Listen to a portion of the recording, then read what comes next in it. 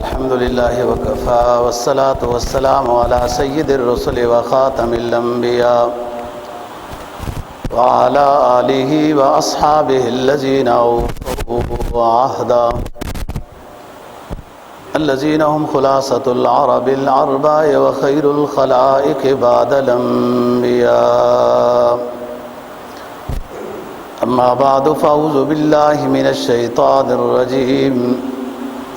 بسم الله الرحمن الرحيم.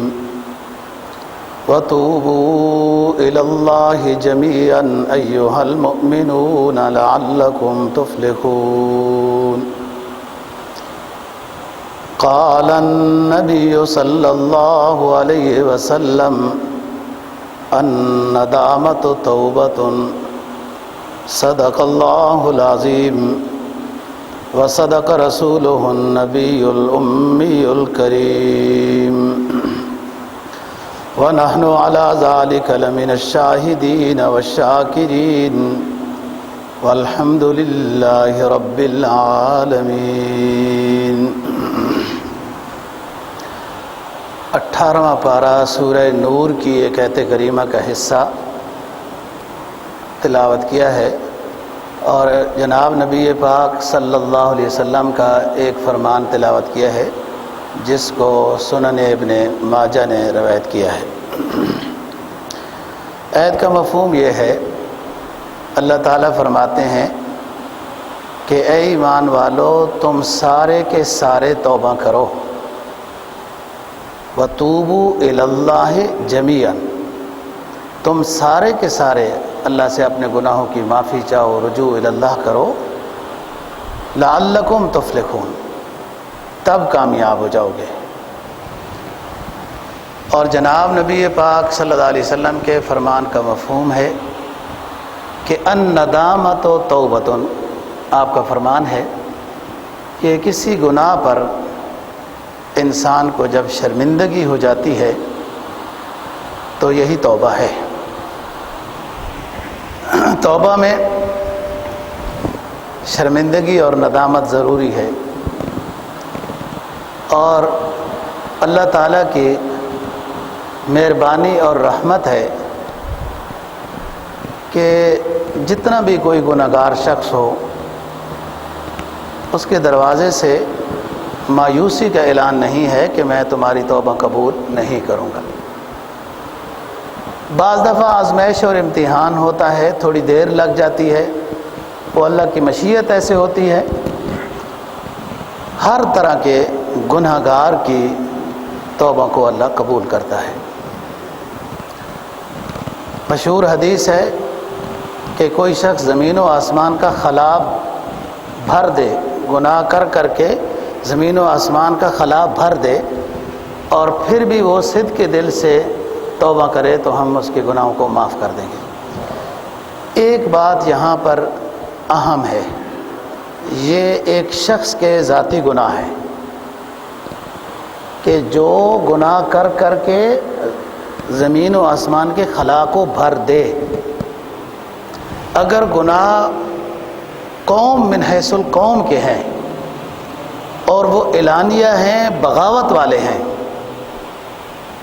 دین کے خلاف ہیں، شاعر اسلام کے خلاف ہیں، تو یہ گناہ اللہ تعالیٰ کے عذاب کو دعوت دیتے ہیں. اس میں اب پوری قوم کو توبہ کرنے کی ضرورت ہوتی ہے. جب اللہ کے قانون کی بغاوت ہو تو اللہ اتنے غیرت مند ہیں کہ اس علاقے پر عذاب بھیجتے ہیں،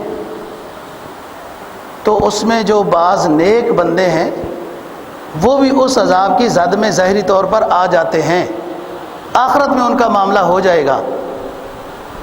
ایک روایت میں تو یہ آتا ہے کہ جبرائیل نے عرض بھی کیا کہ اللہ پاک آپ نے اس بستی کو تباہ کرنے کا حکم دیا اور وہاں بڑے اللہ والے لوگ رہتے ہیں. تو اللہ نے فرمایا ہمیں معلوم ہے، لیکن جب لوگ منکرات کر رہے ہوتے تھے تو یہ بزرگ لوگ ان کو کچھ بھی نہیں کہتے تھے، نہ ان کو منع کرتے تھے، نہ دل میں کوئی بری بات ان کے آتی تھی. تو آخرت کے لحاظ سے تو ان کی نیکی کا ان کو صلہ ملے گا، لیکن بغاوت کی وجہ سے ہاں لوگ گناہگار ہیں، بستی گناہگار ہے، لیکن اس میں کچھ لوگ منع کر رہے ہیں، جو ان کی حیثیت اور توفیق ہے وہ منع کر رہے ہیں۔ ایک مدت تک تو عذاب ٹلا رہے گا، ان کی امر بالمعروف اور نہی عن المنکر کی وجہ سے عذاب رکا رہے گا، اور پھر بھی وہ لوگ جب باز نہ آئیں تو اللہ پھر نیک لوگوں کو، پیغمبروں کو حکم کرتا ہے کہ آپ یہاں سے نکل جاؤ، اور پیچھے لوگوں کو تباہ کر دیتا ہے۔ یعنی پھر نیک لوگوں کو بچا لیتا ہے جو لوگوں کو منکرات سے روکتے ہیں۔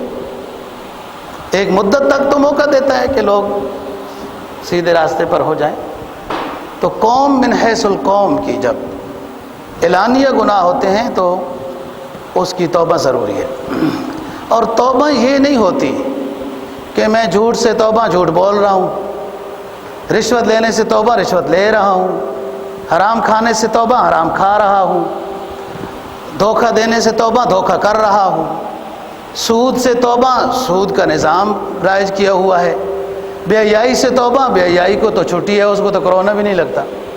یہ توبہ نہیں ہے، یہ تو اللہ کے ساتھ مذاق ہے۔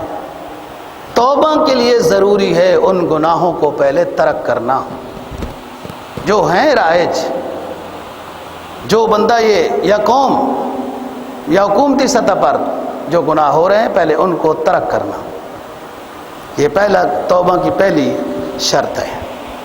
اور دوسری کہ آئندہ پکا عزم ہو۔ ارادے کی 5 قسمیں ہیں، ان میں سب سے پختہ ارادہ جو ہوتا ہے فَإِذَا عَزَمْتَ فَتَوَكَّلْ عَلَى اللَّهِ، وہ عزم ہوتا ہے، پکا عزم ہے کہ آئندہ یہ گناہ جس پر توبہ کر رہا ہوں نہیں کروں گا۔ 2 باتیں۔ تیسری چیز، جب توبہ کر رہا ہے اس وقت کوئی گناہ نہ کر رہا ہو، جی ادھر فلم بھی دیکھ رہا ہے ادھر توبہ بھی کر رہا ہے، یہ بھی مذاق ہے۔ سب سے پہلے باوضو ہو، استغفار کرے، تسبیحات کرے، نفل پڑھے توبہ کے، پھر اس کے بعد گناہوں پر شرمندہ ہو، پکا عزم ہو آئندہ گناہ نہیں کرنا، جب توبہ کر رہا ہو گناہ نہ کر رہا ہو، اور تمام حقوق کی ادائیگی کا فیصلہ کر لے۔ اب یہ تو نہیں نا کہ 40 سال تک تو لوگوں کے پیسے لوٹتا رہا، چوریاں کرتا رہا، اور آج صرف 2 نفل پڑھ کے توبہ کر رہا ہے، نہیں، جن کے پیسے لوٹے ہیں ان کو واپس کرے۔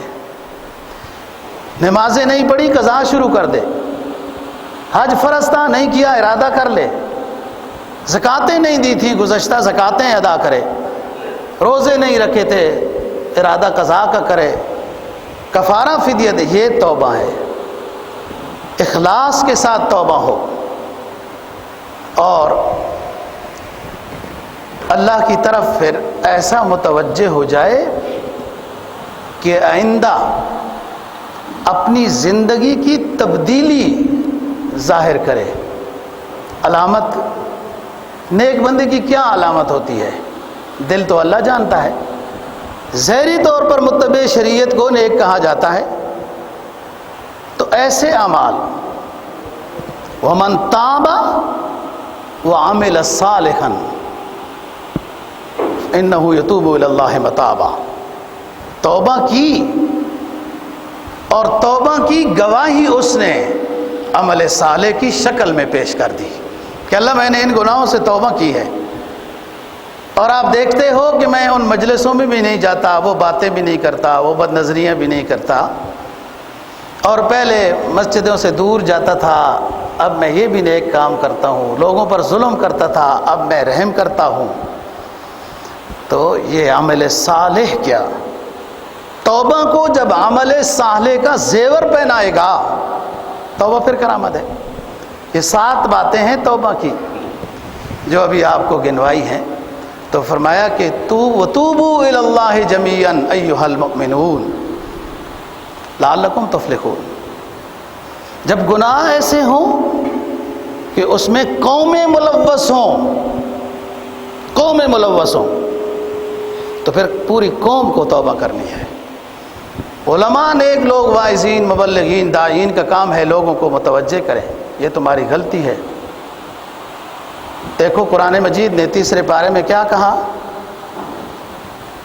کہ اگر تم سودی لین دین سے باز نہیں آتے ہو تو فَأْذَنُوا بِحَرْبٍ مِّنَ اللَّهِ وَرَسُولِهِ، اللہ رسول کے ساتھ اعلان جنگ سن لو۔ ہم نے کتنی کوشش کی ہے، چلو ذاتی طور پر تو بندہ کوشش کرتا ہے سودی لین دین سے بچے، جہاں تک اس کا بس ہے اس کو بچنا چاہیے، جہاں نہیں بچ سکتا لا یکلف اللہ نفسا الا وسعہا، جہاں بچ سکتا تھا وہاں بچے، لیکن حکومتی سطح پر کہ سود کو عروج دیا جاتا ہے۔ دوسرا گناہ یہ اعلان جنگ ہے نا اللہ کے ساتھ، من آذی لی ولیا فقد آذنتہ بالحرب، یہ حدیث ہے۔ ایک تو یہ ہے کہ جو سودی لین دین کو ترک نہیں کرتا سن لے کہ اس کی جنگ ہے اللہ رسول کے ساتھ۔ جب جنگ ہو جاتی ہے تو پھر معافیاں ہوتی ہیں، پھر جنگ ہو جاتی ہے، بت و نوازیاں ہوتی ہیں، نظام تباہ و برباد ہو جاتا ہے۔ یہ جنگوں میں تو فصلیں بھی تباہ، مویشیاں بھی تباہ، مکانات سب کچھ ختم ہو جاتا ہے۔ ہاں تسلیم ہو جائے مخالف جنگ کرنے والا کہ میں آپ کو مان گیا ہوں، بس جنگ نہیں کرتا ہوں، تو اس کے لیے ضروری ہے کہ جو گناہ ہے اس کو چھوڑ دے۔ دوسری جو حدیث میں نے سنائی بہت اہم بات ہے، فرمایا من عادی لی ولیا فقد آذنتہ بالحرب، جو شخص میرے دوستوں کے ساتھ دشمنی کرتا ہے، ایذا پہنچاتا ہے، تکلیف دیتا ہے، وہ بھی سن لے کہ میرا اس کے ساتھ اعلان جنگ ہے۔ اللہ کا دوست کون ہوتا ہے؟ جو اللہ والے ہوتے ہیں،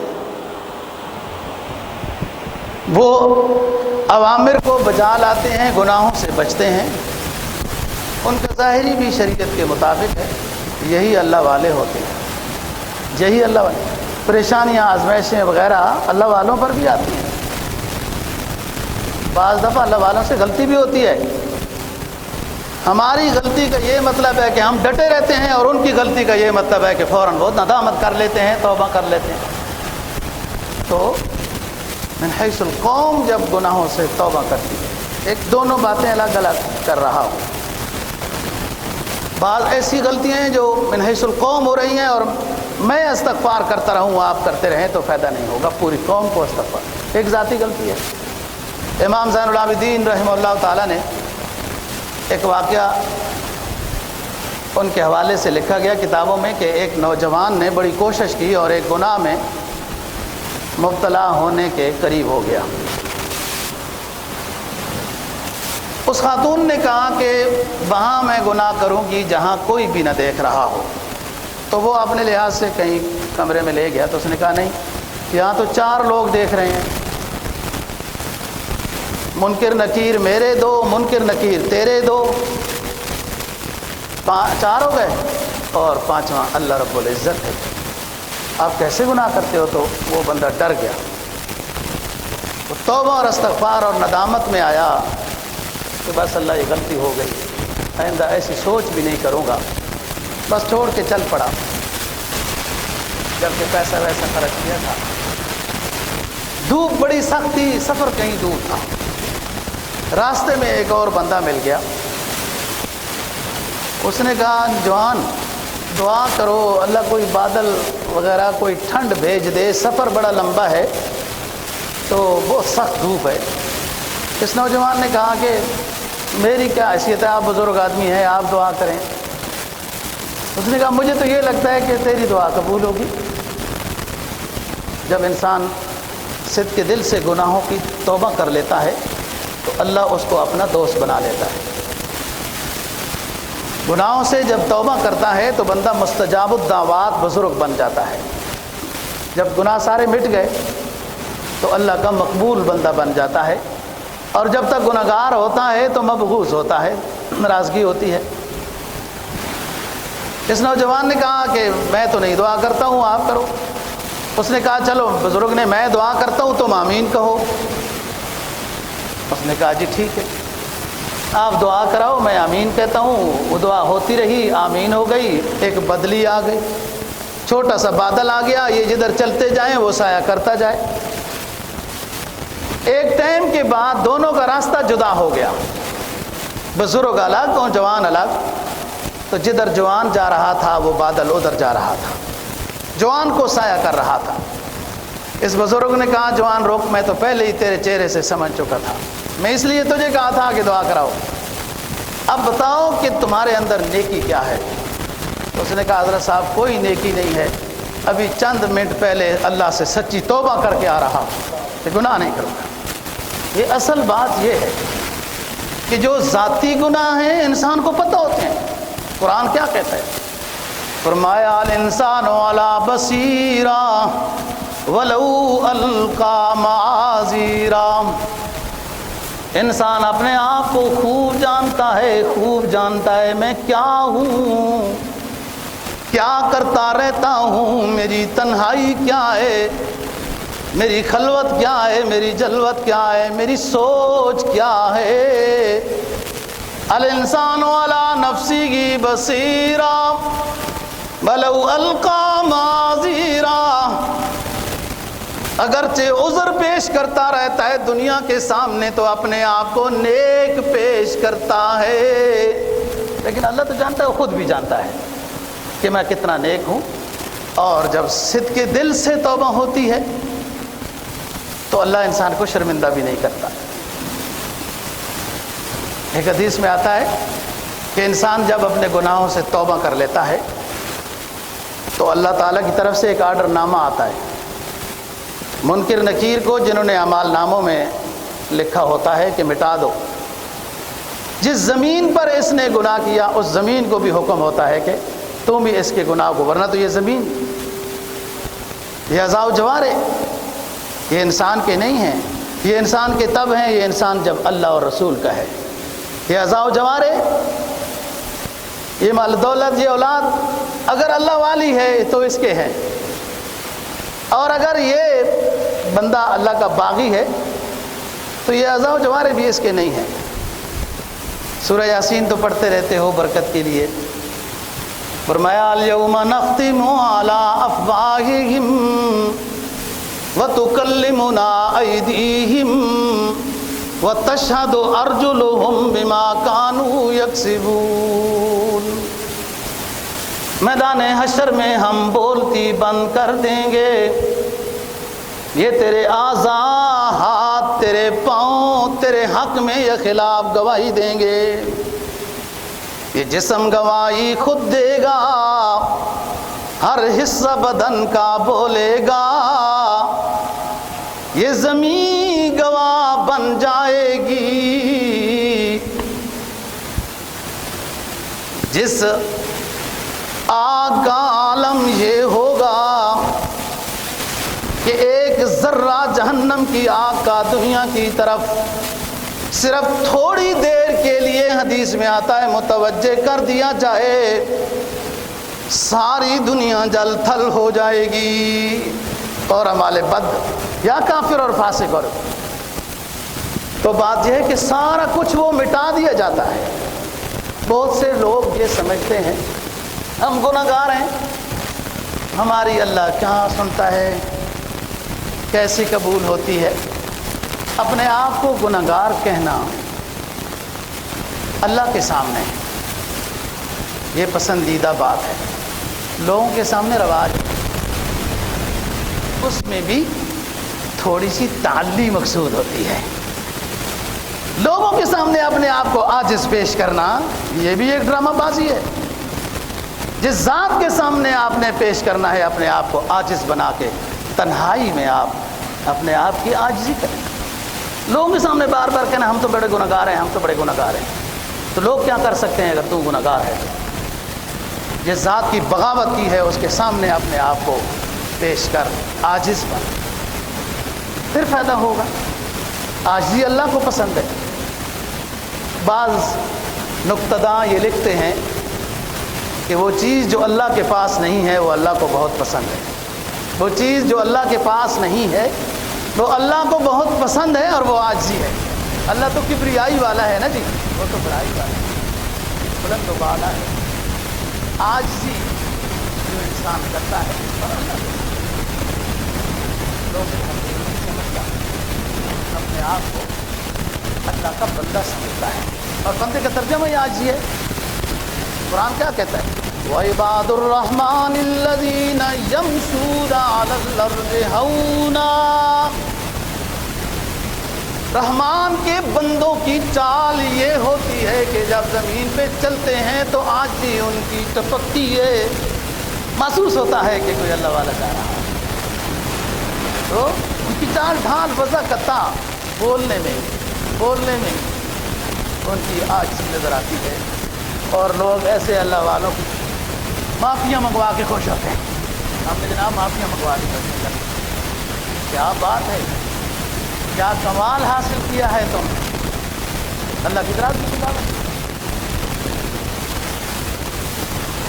میں یہ کہہ رہا ہوں کہ گنہگار بندہ ٹھیک ہے اپنے آپ کو اللہ کے سامنے گنہگار پیش کرے، لیکن اگلا نظریہ کہ اللہ گنہگار کی نہیں سنتا تو توبہ نہیں قبول کرتا، یہ بھی کسی نیک سے دعا کرانا یہ تو اچھی بات ہے، پیغمبرانہ سنت بھی ہے. حضرات صحابہ اولیاء اکرام فقہائے اعظام رحمہم اللہ رضی اللہ عنہ کی سنت ہے. دیکھو حضرت عمر فاروق رضی اللہ تعالیٰ عنہ عمرے پہ جا رہے ہیں، سرکار دو جہاں صلی اللہ علیہ وسلم سے ملنے آئے، نصیحت کی درخواست کی. آپ نے فرمایا عمر عمرے پہ جا رہے ہو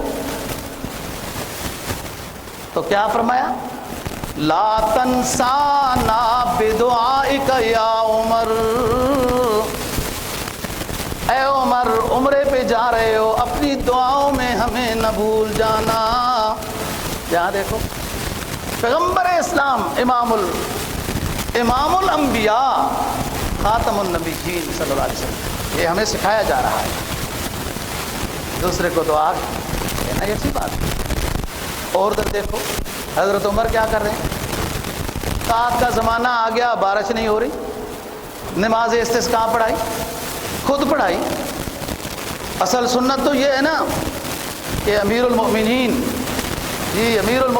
جب نماز استسقاء پڑھائے گا تو اللہ کی رحمت کو جوش آئے گا.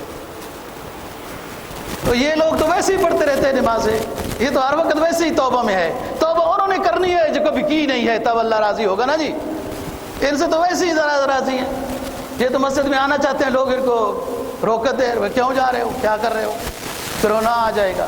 عجیب بدبخت چیز ہے یہ بھی. اور جدھر بھی رش ہو یہ نہیں جاتا، مسجد میں آ جاتا ہے. اور کتنی ہوشیاری ہوتی ہے مسجدوں سے بھی روکنے کی. اور کیا ڈرامہ بنایا انڈیا نے بھی، سارا قرآن کا کورونا کیا ہے وہ ملبہ جو ہے وہ سارا ڈال دیا تبلیغی جماعت. اور یار کسی تبلیغی سے تمہاری کوئی ناراضگی کوئی ہو سکتی ہے، کوئی نظریاتی اختلاف، یہ اللہ رسول کا نام لیتے ہیں. دیکھو دعوت کا کام تو ہر شخص کے ذمہ ہے.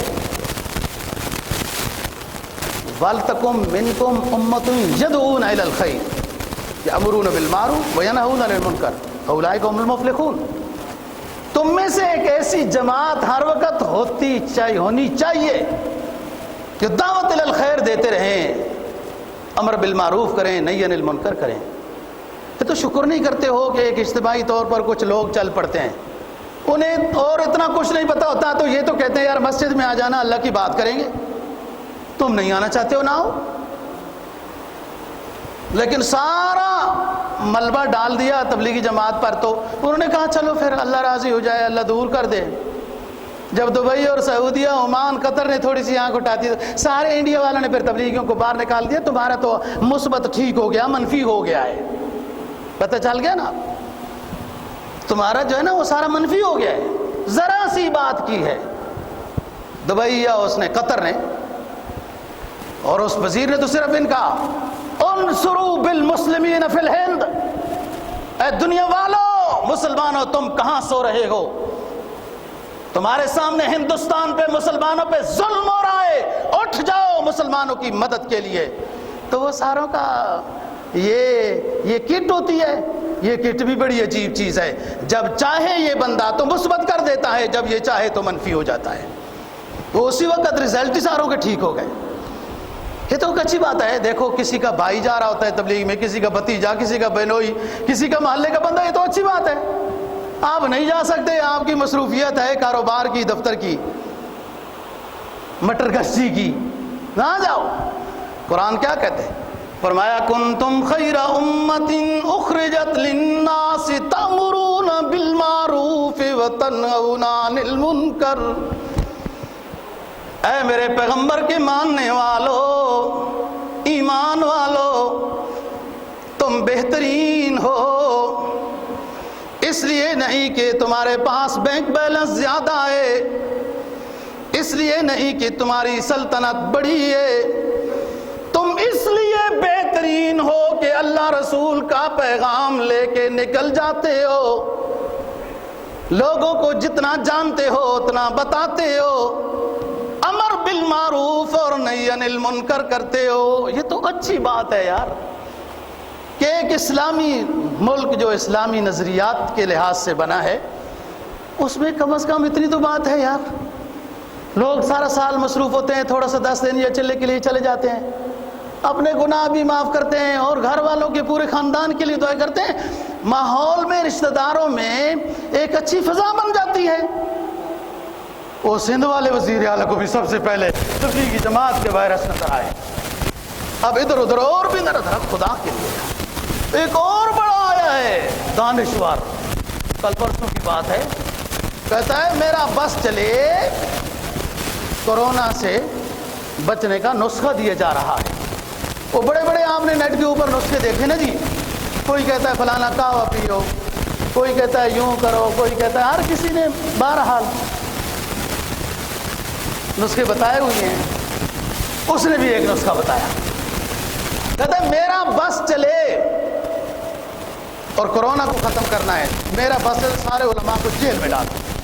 کیا بات ہے یار, وہ میں قرآن علموں بیرسٹر, یہ تعلیم ہے, ان کی تعلیم ہے, تو ڈال دو, میں کیا رکھی بات ہے. امام احمد بن حنبل کو جیل میں ڈالا گیا کہ وہ قرآن مجید کو اللہ کا کلام کہتے ہیں, اللہ کی مخلوق نہیں کہتے. معتصم نے ظلم کیا, باسی خاندان کا بادشاہ تھا, مار مار کے کمر توڑ دی, باہر پھینک دیا. وہ کہتے تھے کہ جب میرا جنازہ اٹھے گا تو دنیا کو سمجھ میں آئے گی. ہزاروں لوگ عیسائی, بعد نے 60,000 تک لکھا کہ امام احمد بن حنبل کے جنازے کو دیکھ کر مسلمان ہو گئے تھے. علماء کو جیل سے ڈراتے ہو. امام ابو حنیفہ رحمہ اللہ تعالیٰ کو جیل میں ڈالا گیا 2 مرتبہ, جنازہ بھی جیل سے نکلا. اور شمس الدین سرخسی ماوراء النہر کے عالم ہیں, ان کو اس وقت کے اسلامی بادشاہ نے, یہ یاد رکھنا بات, جیل میں ڈالا. اور اس وقت جیلیں کیا ہوتی تھی؟ کنویں کے اندر, کنویں کے اندر. علامہ شمس الدین سرخسی علاقے کا نام ہے, کنویں میں جیل میں ڈالا گیا. کنویں کے ارد گرد ان کے شاگرد آ کے بیٹھتے تھے, کنویں کے اندر سے آوازیں اونچی کر کر کے بول کر 60 جلدوں میں مبسوط کی شرح لکھائی ہے جو آج موجود ہے. اگر کورونا اس سے جاتا ہے تو علماء کو جیل میں ڈالو, لیکن یہ بات یاد رکھنا کہ مولوی پاکستان میں ہیں کافی سارے, جیلیں کم پڑ جائیں گی. اور اگر کرونا نہ ٹھیک ہوا ہیں جی, کرونا اگر نہ ٹھیک ہوا اور مولویوں کو جیل میں ڈال دیا اور کرونا ٹھیک نہ ہوا, تو پھر اگلی بات بھی دانشور صاحب بتا دو گے. پھر تمہارے لیے جیل تو نہیں ہونی چاہیے, کوئی اور چیز ہونی چاہیے, کیونکہ اتنی بڑی عقل مندی ہے تمہاری. بات کر رہا ہوں دوستو کہ اجتماعی توبہ اور ایک شخصی توبہ, دونوں کی نوعیت الگ ہے. یہ شخص گناہ گار ہے, اپنے ذاتی لحاظ سے توبہ کرے گا, معاملہ صاف ہو جائے گا, جلدی ہو جائے گا. اور اگر عالمی سطح پہ اللہ کے شاعر کا مذاق اڑایا ہے, اور شاعر میں سے علماء بھی ہیں, شاعر میں سے شاعر اسلام کی پہچان کیا ہے, تمہیں اسلام کس طرح سمجھ میں آئے گا. یہ وہ علماء ہیں جنہوں نے انگریز کو یہاں سے جانے پہ مجبور کیا تھا.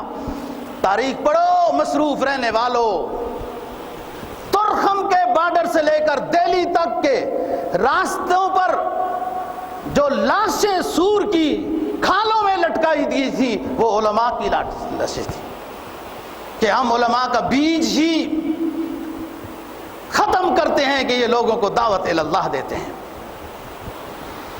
یہ اس طرح کا سوچ اور کہ علماء کو ختم کر دیا جائے, جیلوں میں ڈال دیا جائے, اسلام ختم ہو جائے گا, ہم بڑی عیاشی کریں گے. جب وزیر تھے تو جب حکومت تھی تو اس وقت کچھ کرنا تھا نا, اب تو احزاب ہی جواب دے چکے ہیں, اب کیا ہوگا. تو بات یہ کر رہا ہوں دوستو کہ یہ دوسرے سے دعا کرانا بھی سنت. میں حضرت عمر کی بات کر رہا تھا, کہاں تھا گیا, نماز استسقاء پڑھائی, اب دعا کا ٹائم آ گیا, اس میں چادر بھی الٹی کرتے ہیں کہ اللہ یہ فعال لیتے ہیں کہ یہ حالت بدل کے یہ اچھی حالت دے دے. حضرت عمر نے نماز پڑھانے کے بعد مجمع کی طرف نظر ڈالی تو رسول پاک صلی اللہ علیہ وسلم کا چچا نظر آیا, ڈھونڈنا بھی انہی کو چاہتے تھے. گئے حضرت عباس رضی اللہ تعالیٰ عنہ کو ہاتھ سے پکڑ کر اپنے مصلی پہ لے آئے, کہا حضرت صاحب دعا کرو, آپ ہمارے پیغمبر کے چچا ہو, آل بیت رسول ہو. انہوں نے دعا کرائی. پھر ساتھ عمر نے ایک جملہ کہا, اے اللہ پاک آپ کے سامنے اپنے آپ کے محبوب پیغمبر صلی اللہ علیہ وسلم کے چچے کو پیش کر رہا ہوں. آل بیت کا واسطہ بھی اچھا ہے, آل بیت سے دعا کرانی چاہیے. قرآن یہ دستک دیتا ہے استغفار کرو, توبہ کرو, مایوس نہ ہو جاؤ. فرمایا فَقُلْتُ اسْتَغْفِرُوا رَبَّكُمْ إِنَّهُ كَانَ غَفَّارًا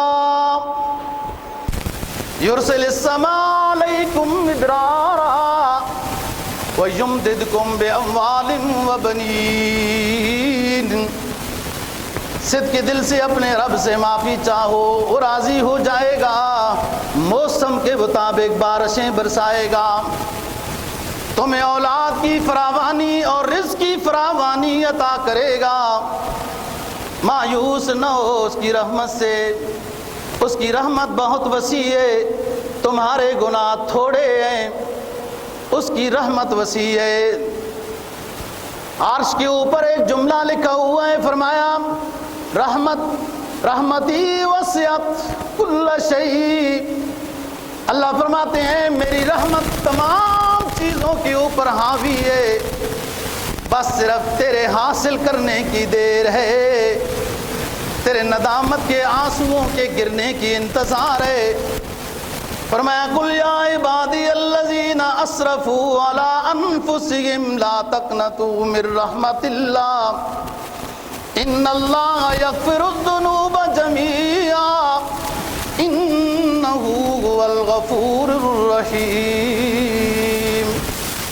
اے میرے محبوب پیغمبر صلی اللہ علیہ وسلم اپنے بندوں کو, میرے بندوں کو, اپنے امتیوں کو بتا دیجئے تم نے بہت زیادتیاں کی ہیں, بڑے بڑے گناہ کر بیٹھے ہو, لیکن میری رحمت سے مایوس نہ ہو جاؤ.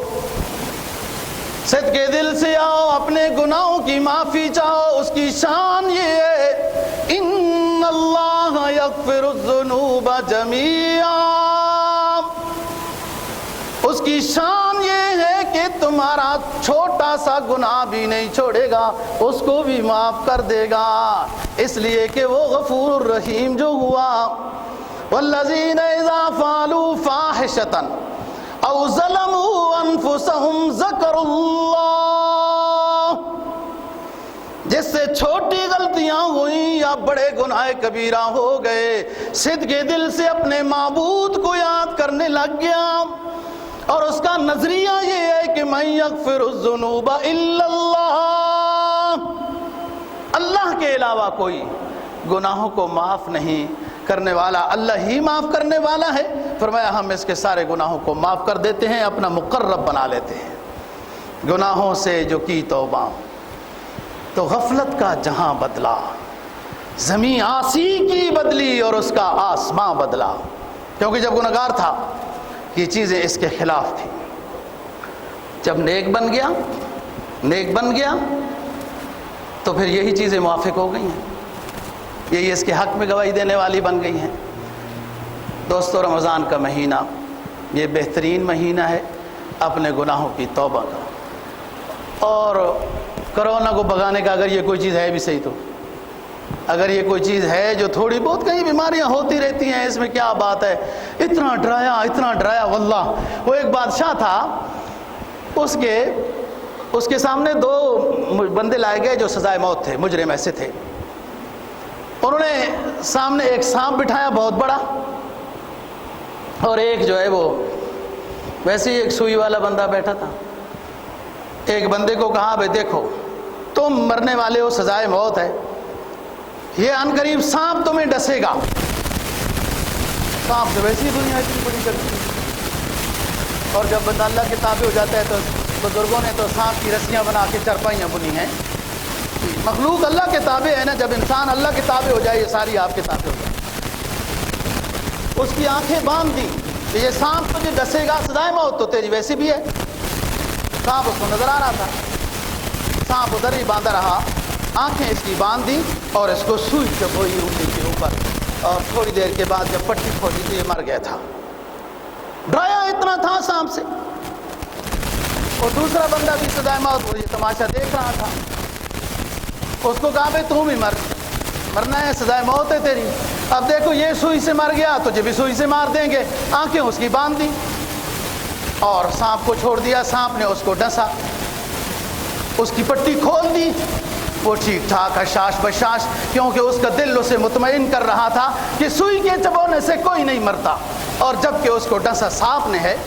اور ادھر جو ہے اس کو کہا گیا کہ سانپ ڈسے گا اور سوئی چبوئی گئی ہے۔ ہماری حالت تو دوست اس وقت یہ ہے، اتنا ڈرایا، اور لوگ اتنا ڈرتے ہیں کہ اب اگر کہیں ہو گیا اور مجھے تو انہوں نے ادھر ڈال دینا ہے، اور ٹیلی فون بھی نہیں، کچھ بھی نہیں۔ اسلام کیا کہتا ہے دیکھو دوستو، سمجھو، رمضان کی برکت سے کوئی بیمار ہو جائے تو اس کی بیمار پرسی کرنی ہے، اور کیا کہنا ہے، ماشاءاللہ حاجی صاحب بڑے اچھے لگ رہے ہو، ٹھیک ہو رہے ہو، صحیح ہو رہے ہو ماشاءاللہ۔ لوگوں کے ٹیسٹ کر کے نا ویسے ہی ٹھیک ہو جاتے ہیں نا، تو ماشاءاللہ ٹھیک ہو رہے ہو، کوئی ایسی بات نہیں۔ تو فرمایا کہ اس کی بیمار پرسی کے اچھے جملے سے نا وہ بیمار اور اچھا ہونا شروع ہو جائے گا، کیونکہ ہم نے دل کے لحاظ سے اس کی تقویت پہنچائی۔ وہ یار لوگ اتنے ڈرے، ہم بھی 2 مہینوں سے مسجد تو کھلی ہے، نمازیں تو ہو ہی نہیں ہیں، بھلے تھوڑے ہوں آپ یا زیادہ ہوں۔ مجھے تو کسی نے فون تک نہیں کیا کہ مولوی صاحب خیریت کیا ہے، کیونکہ موبائل سے تو کرونا لگ جاتا ہے۔ وہ اتنے زیادہ ڈرپوک ہو گئے ہو یار، ایسا نہ کرو۔ یاد رکھو یہ بات، جب مرنا ہوتا ہے اور وقت آ جاتا ہے تو موت آ جاتی ہے، نہ کرونا مار سکتا ہے نہ کوئی۔ احتیاطی تدبیر تو پوری زندگی احتیاطی تدبیر سے بھری پڑی ہے۔ ابھی تو سردیاں گئی ہیں، کوٹ بھی پہنے، چادر بھی پہنے، ہیٹر بھی چلائے، وہ کیا تھا؟ احتیاطی تدبیر ہی تھی نا۔ اب یہ پنکھا چل رہا ہے، یوں ہو رہا ہے، کپڑے پتلے پہن رہے ہیں، یہ احتیاطی تدبیر ہی ہے نا، اور کیا ہے؟ آپ کہیں جنگل میں سفر کرنے جاتے ہیں، ساتھ لاٹھی رکھتے ہیں، کیا مطلب ہے لاٹھی کا؟ وہ احتیاطی تدبیر ہی ہے نا۔ احتیاطی تدبیر سے اسلام مخالف نہیں، لیکن یاد رکھو دوستو، احتیاطی تدبیر سنت ہے، لیکن احتیاطی تدبیر اجل کو نہیں روک سکتی۔ اجل جس کی ہے، جس طرح آنی ہے وہ آئے گی۔ تو خدا کے لیے رجوع اللہ میں، جو ہمارے بس میں ہے، رجوع اللہ میں توجہ کرو، قرآن مجید کی تلاوت خوب سے خوب کرو، لا الہ الا اللہ کا ذکر کرنے سے دل مضبوط ہوتا ہے، اعصاب مضبوط ہوتے ہیں، اعصاب مضبوط ہوتے ہیں۔ اللہ تعالی ہمیں دین کی سمجھ اور عمل کی توفیق نصیب فرمائے۔ وآخر دعوانا الحمدللہ۔